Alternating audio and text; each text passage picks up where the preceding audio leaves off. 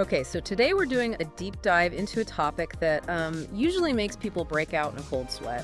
Math class. Oh, yeah. For a lot of us, math wasn't really a subject. It was, more like a clinical diagnosis. Exactly. You know the vibe.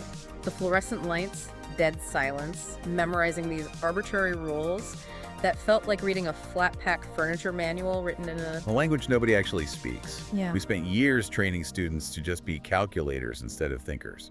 Right, but the stack of documents we're looking at today describes a massive shift in Georgia. The sources call it a human upgrade. It's the 2021 K-12 mathematics standards, which were fully implemented in the 2023 to 2024 academic year.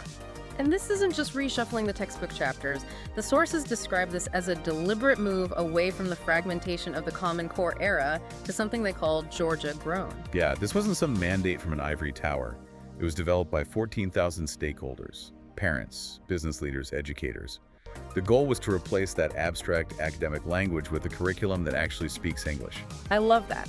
Turning math from a barrier into a tool to describe the universe for you.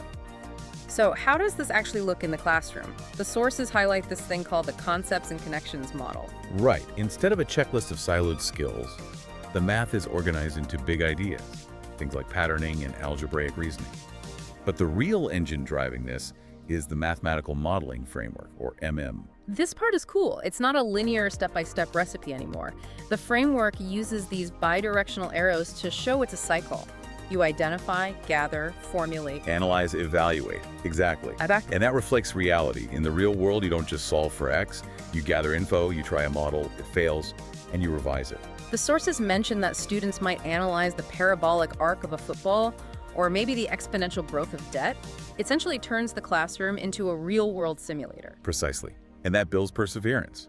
The sources point out that in this framework, revision isn't failure. It's just part of the professional process.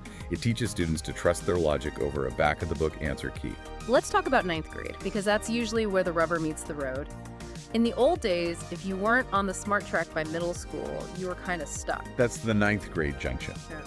But the new standards introduce fluidity. There's no more rigid tracking based on what you did back in sixth grade. Pathways like standard algebra or highly accelerated remain open based on your current effort. And the content itself is different. Algebra concepts and connections now integrates data reasoning, using scatter plots and correlation coefficients to predict real-world scenarios. But what if a student struggles with this new rigor? That is where the support systems come in. The state rolled out GaTutors, offering free one-on-one sessions with certified teachers from 4 p.m. to 10 p.m.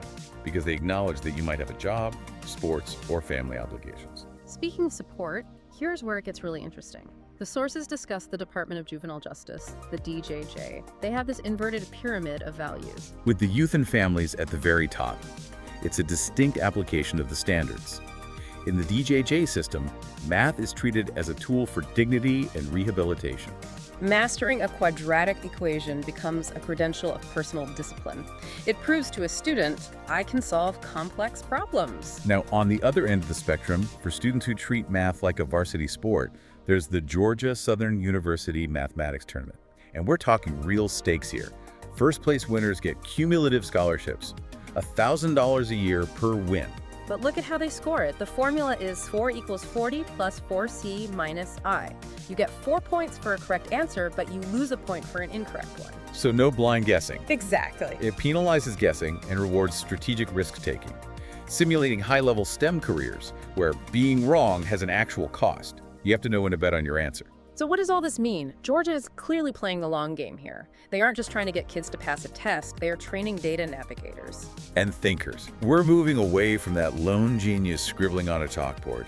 Modern math is a team sport, like the ciphering matches mentioned in the text. It's a huge shift. So here is a micro challenge for you. The next time you see a real-life phenomenon, whether it's the pattern in a garden or a population trend in the news, try to identify the mathematical big idea behind it. Make the world legible.